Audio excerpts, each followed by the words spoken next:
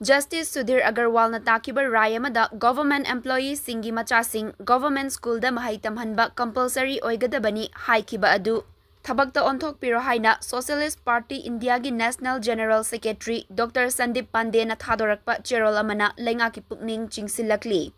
Cherol asina makha taraduna hai kumza inglisingani taramari dagi inglisingani kunmari faubagi manungda leingaki school lising kunmanga henna thingzinkhre.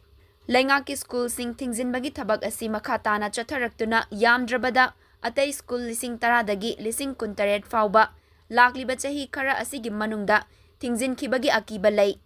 Masi pumnamak asi mahairoi yangkai sudaba naknana leiba leingaki school sing punsinbagi khongthang ama laukhatlakpa asidagi thorakpani.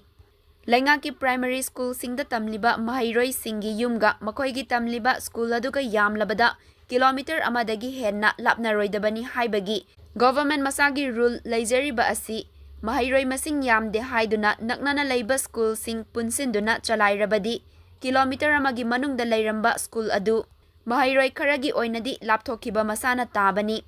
Uttar Pradesh ki Barabankida yu yoliba liquor shop ama mari leinaba panchayat na thingzinbina bahaizarabasu ngasi fauba chalaiduna leiri aduga school thingzinba matamdadi miyamgi apamba karimata tanaramdana hekta thingzinba ngamliba leingakni.